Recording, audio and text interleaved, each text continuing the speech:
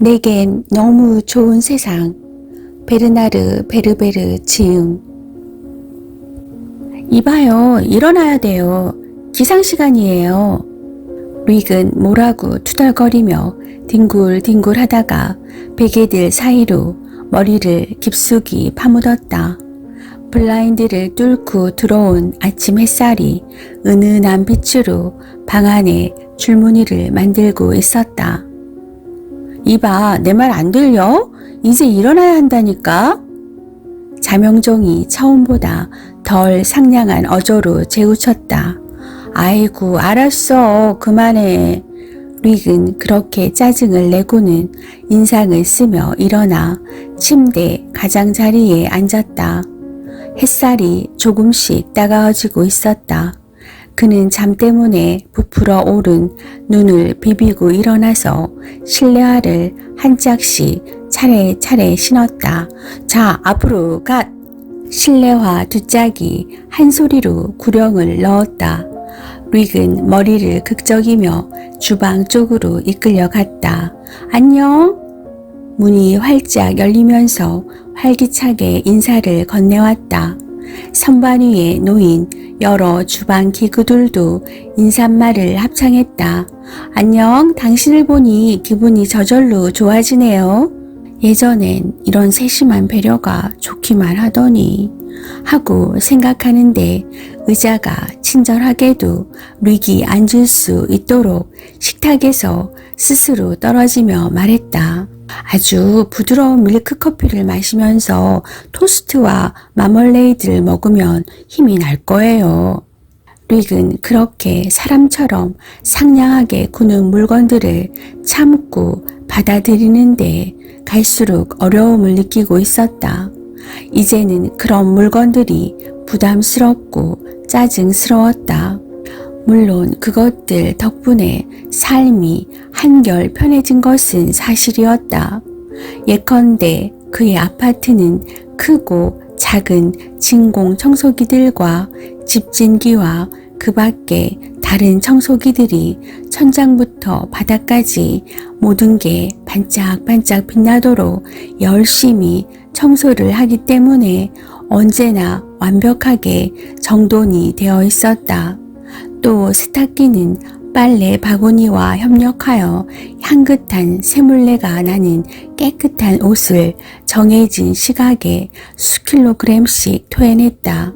그러면 스팀 다리미는 베토벤 교향곡 9번을 휘파람으로 연주하면서 이 옷들을 다리고 여러 번 풀을 먹였다.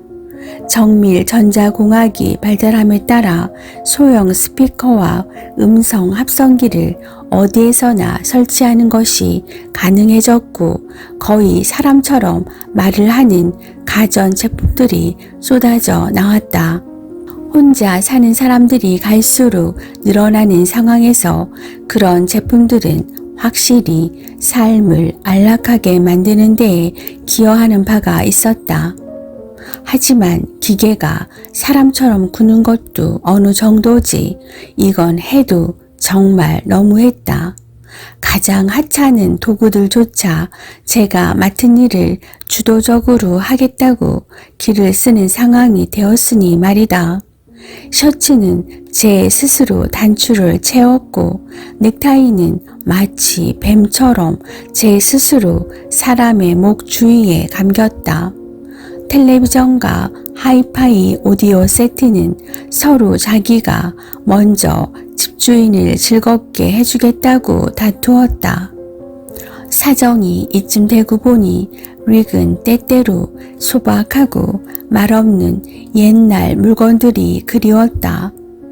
온오프 스위치가 달려있어서 사람 손이 가야만 움직이는 가전 제품들, 금속으로 된 작은 종을 두드려서 소리를 내는 태엽 자명종, 삐걱거리는 문, 자력으로 움직일 수 없고 그래서 위험하지도 않은 실내화, 요컨대 생명의 흉내를 내지 않는 물건들이 말이다. 하지만 그런 것들은 이제 골동품 가게나 가야 찾아볼 수 있었다. 릭은 프라이팬의 바퀴가 삐걱거리는 소리 때문에 몽상에서 깨어났다. 프라이팬은 관절이 있는 팔을 움직여 계란 하나를 집더니 그것을 깨서 기름에 던졌다. 프라이팬 뒤에서는 커피 머신이 잔에 따뜻한 커피를 따르고 있었다. 자, 맛있는 콜롬비아 커피를 대령했습니다. 커피잔이 하는 소리였다. 잔에서는 김이 모락모락 나고 안데스 지방의 팬파이프 선율까지 흘러나왔다. 계란 프라이는 누가 먹을 거지? 접시가 묻자 포크와 나이프가 접시 양옆에 자리를 잡으면서 대답했다. 릭이 먹을 거야. 냅킨이 릭의 목 주위로 펄쩍 뛰어올랐다. 릭은 얼굴을 찡그렸다. 계속 이런 식으로 가다가는 이 빌어먹을 놈의 냅킨이 내 목을 조르려고 말 거야. 그는 냅킨의 일부로 얼룩을 묻혀 불편한 심기를 드러냈다. 하지만 냅킨은 별로 화를 내지 않았다. 주방의 구석 자리에서는 세탁기가 계란 노른자로 더럽혀진 그 네모난 천 조각을 호시탐탐 노리고 있었다. 맛있죠? 커피 머신이 자신만만하게 물었다. 릭은 대답하지 않았다. 커피 머신은 한 잔을 더 따라봐야 아무 소용이 없겠다고 느꼈는지 픽픽 하고 증기를 뿜어냈다.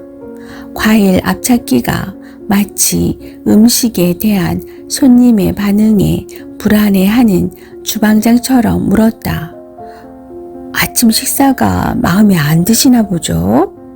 릭은 얼굴이 벌겋게 상기된 채 갑자기 벌떡 일어섰다. 주방 기구들을 상대로 화를 낸다는 건 우스꽝스럽고 부질없는 짓이었다. 하지만 더는 참을 수가 없었다.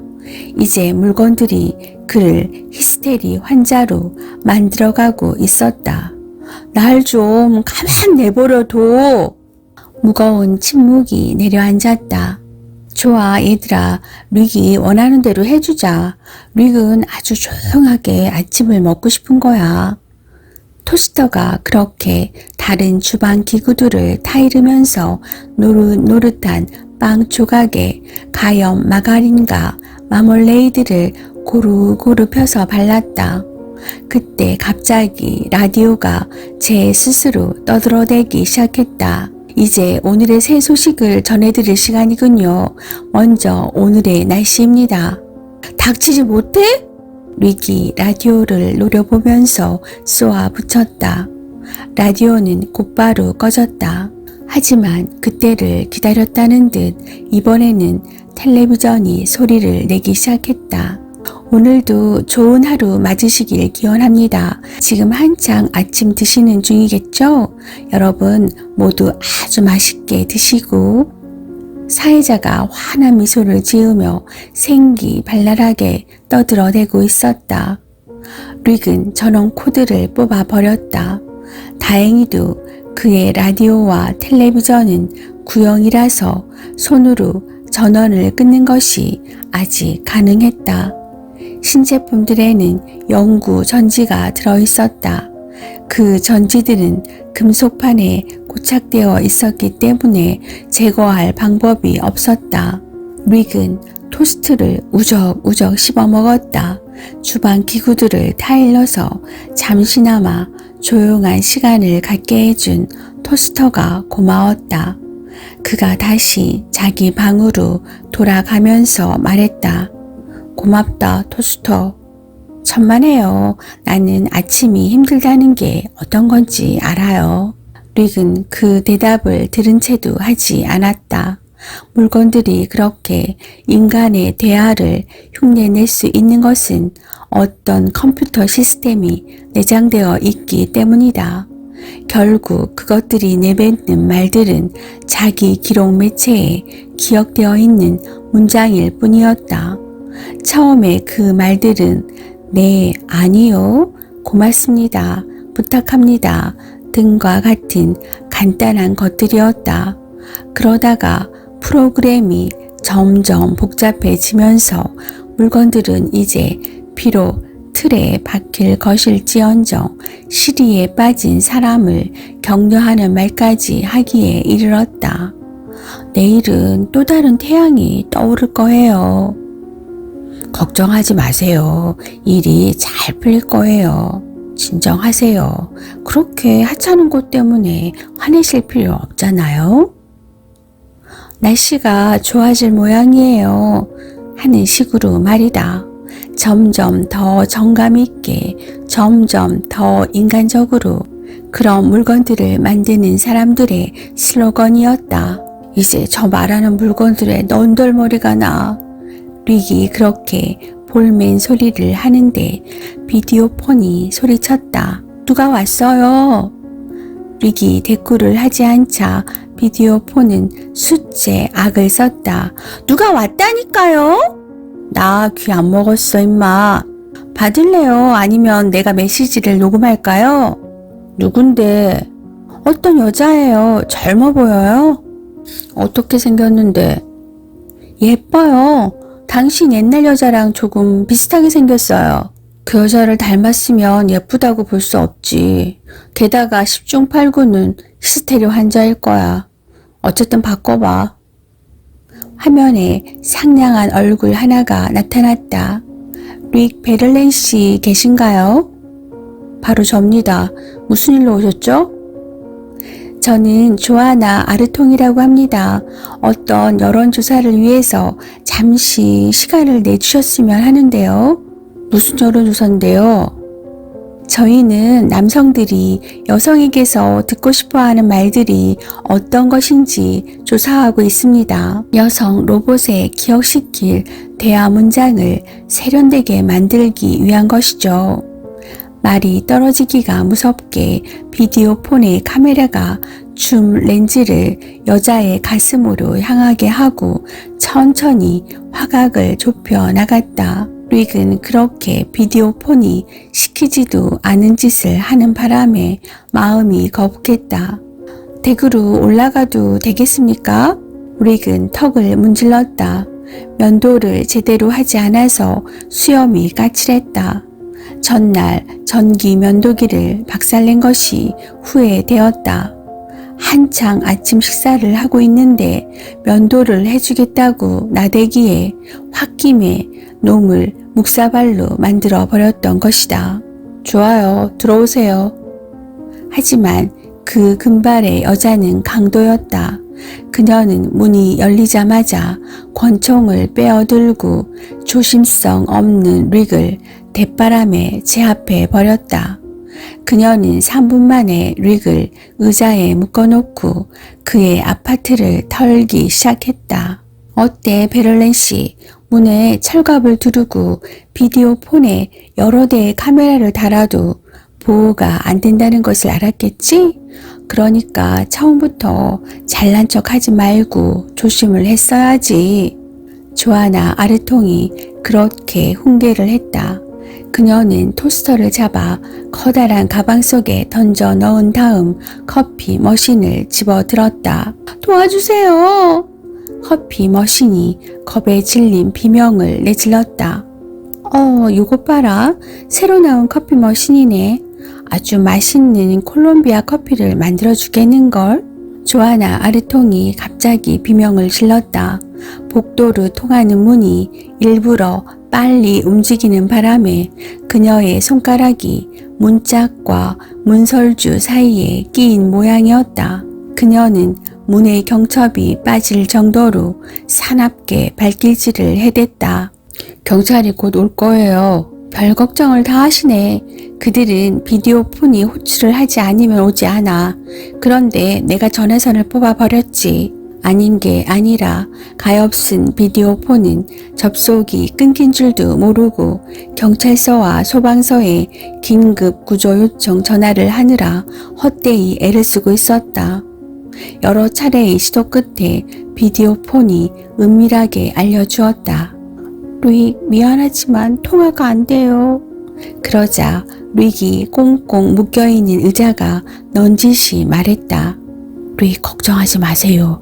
내가 곧 이 궁지에서 벗어날 수 있는 방법을 찾아줄게요. 그게 무슨 말인가 했더니 의자 스스로 덜덜 떨어서 결박이 느슨해지게 만들겠다는 것이었다. 그렇게 떨어대니까 정말 밧줄이 느슨해지는 효과가 있었다. 그러고 나자 이번에는 주머니 칼이 그의 손을 묶고 있는 밧줄에 접근했다. 쉿, 나예요. 아무 일도 없는 것처럼 그냥 가만히 있어요. 주머니 칼은 소리 없이 매듭을 자르기 시작했다. 그때 조아나 아르통이 꼼짝 않고 앉아있는 릭에게 다가오더니 빈정거리는 미소가 가득 어린 얼굴을 그의 코앞에 들이댔다. 향수 냄새와 땀 냄새가 훅 끼쳐왔다. 아니, 이 여자가 뭘 하려는 거지? 그녀가 더 다가들었다. 그러더니 느닷없이 그에게 입을 맞추었다. 이것들은 다 내가 가져갈게. 고마워. 그녀가 큰 가방을 들고 떠나면서 말했다. 릭은 의자를 세게 한 번 흔들었다. 그 순간 주머니 칼이 애를 써준 덕에 거의 다 잘려있던 등 쪽의 밧줄이 툭 끊어졌다. 릭은 앞으로 고꾸라지면서 바닥에 쿵 하고 머리를 찧었다.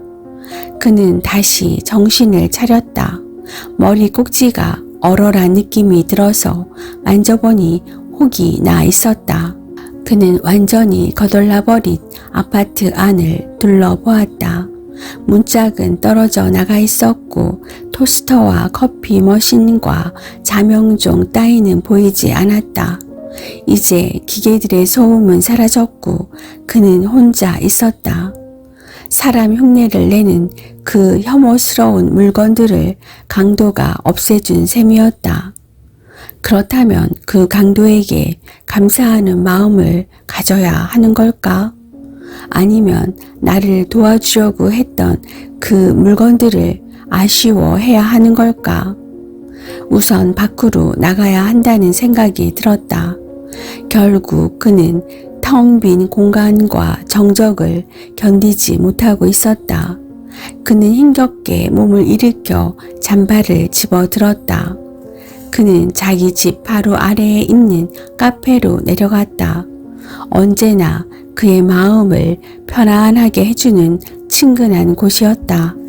카페 주인은 콧수염을 기른 뚱뚱한 남자였다. 눈동자까지 맥주에 취해 있던 그가 안으로 들어서는 릭을 보며 말했다. 어서 오게. 기운이 없어 보이는데 무슨 일이 있나? 무슨 일이 생겼어. 내가 원하던 일이지. 그런데 나는 그 일을 유감스럽게 생각하고 있어. 자네가 원했던 게 뭔데 그래? 사람 흉내를 내는 물건들에게 의지하지 않고 사는 거였지. 릭이 앉아있던 의자가 웃음을 터뜨리자 이내 카페 안의 물건들과 손님들이 모두 폭소에 가세하였다. 이제 자네 집에는 그런 물건들이 없는 거야? 다 도둑 맞았어. 그러면 혼자서 무척 쓸쓸하겠네요. 그 기분 이해가 가요. 자, 이거 좀 드릴 테니까 드세요. 그건 사람이 하는 말이 아니라 땅콩 자동 판매기가 내는 소리였다. 그 기계는 너그럽게도 스스로 1유로짜리 동전을 구멍에 넣더니 땅콩이 가득 담긴 작은 그릇을 내밀었다. 혹자는 그러지. 어떠한 물건도 인간에게 진정한 행복을 가져다 줄 순 없다고. 나는 그 생각에 찬성하지 않아. 설탕 그릇이 그렇게 말하자 재떨이가 맞장구를 쳤다. 나도 마찬가지야. 릭은 기분이 울적하여 아무 말도 하지 않았다. 그러더니 땅콩은 거들떠 보지도 않고 커다란 추시개 쪽으로 느릿느릿 걸어가서 그 낡아빠진 추시개를 가만히 바라보았다. 살아 움직일 수 없는 물건들이여. 그대들에게 영혼이 있는가? 그는 조아나 아르통의 말을 떠올리며 그렇게 되뇌었다.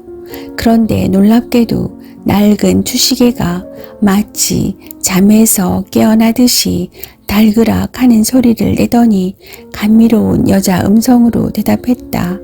아니요, 나는 그렇게 생각하지 않아요. 우리는 하찮은 존재들이에요. 창의성 없는 기술자들이 고안해낸 보잘것없는 물건들이죠. 우리는 그저 전자공학의 산물일 뿐이에요. 우리 안에 정신적인 것은 전혀 들어있지 않아요. 영적인 것은 전혀 없죠. 주크박스도 거들고 나섰다. 그래요. 우리는 프로그래밍 된 대로 움직일 뿐이에요. 한낱 기계들 뿐이죠. 그러고 나서 주크박스는 오래된 뉴올리언스 재즈곡을 연주하기 시작했다. 참으로 슬픈 선율이었다. 고물 주시계와 선반 위에 위스키 병들이 속으로 눈물을 짓고 카페 안에 다른 물건들도 덩달아 울적한 기분에 젖는 듯 했다. 지금 무슨 생각을 하고 있는 거야. 저것들에게는 영혼이 없는데. 릭 베를레는 다시 정신을 차리며 그렇게 속말을 했다. 카페 문을 열고 밖으로 나서는데 아침에 그의 물건들을 강탈해 갔던 바로 그 금발 여자가 눈앞에 보였다. 참 배짱도 좋다. 내 아파트를 털고서도 아직 이 동네에서 어슬렁거리고 있다니. 피가 거꾸로 솟는 느낌이었다. 하지만 그의 입술은 그녀의 입맞춤을 아직 기억하고 있었다. 그는 그 젊은 여자에게 말을 걸고 싶은 욕구에 사로잡혀 그녀를 쫓아 내달렸다. 그가 그녀의 어깨를 잡았다. 그녀는 소스라치게 놀랐다. 하지만 릭을 알아보고 나서는 오히려 마음을 놓는 눈치였다.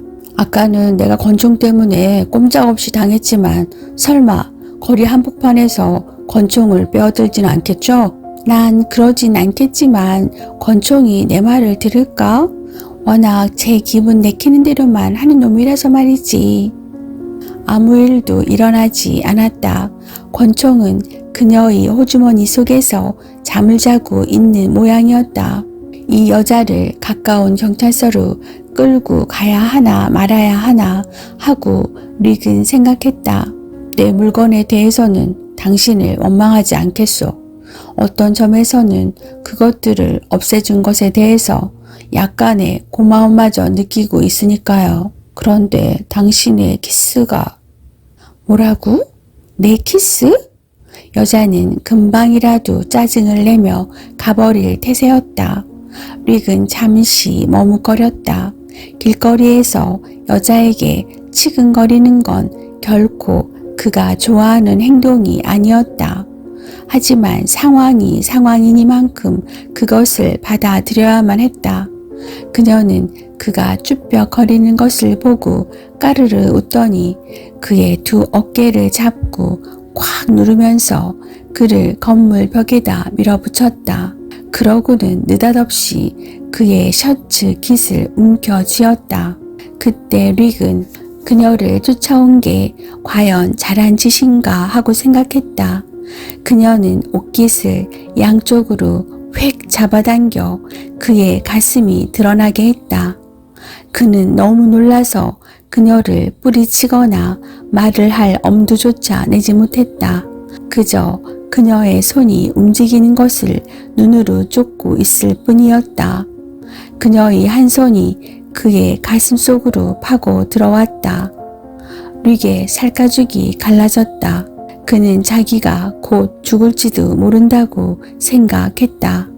하지만 그의 가슴에서는 피 한 방울 솟지 않았다.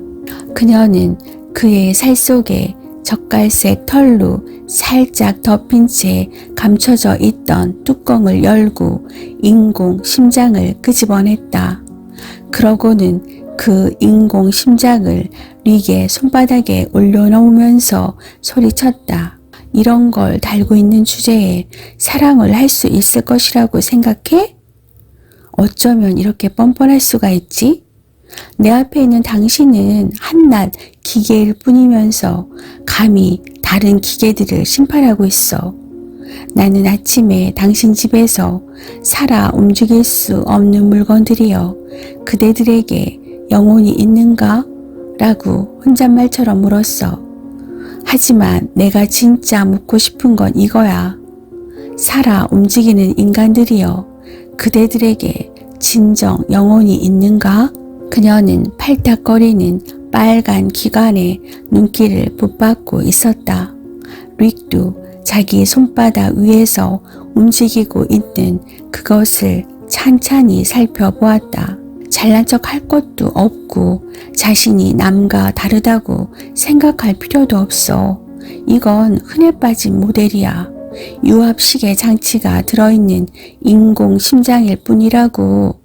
그녀는 그것을 잡아 릭의 가슴에 뚫린 구멍에 다시 집어넣고 뚜껑을 탁 닫았다. 그런 다음 릭의 일그러진 얼굴을 보고 그의 머리를 상냥하게 쓸어주면서 말했다. 나 역시 당신 심장과 똑같은 것을 내 가슴속에 감추고 있어. 지구상에 진정으로 살아있는 유기체가 존재하지 않게 된 것은 이미 오래전의 일이야. 우린 모두 기계야. 그럼에도 우리 자신이 살아있다고 생각하지. 그런 환상을 품도록 우리 뇌가 프로그래밍 되어 있기 때문이야. 땅콩 자동 판매기와 당신 사이에 차이점이 있다면 그건 당신이 꿈을 꾸고 있다는 것뿐이야. 꿈에서 깨어나야 돼.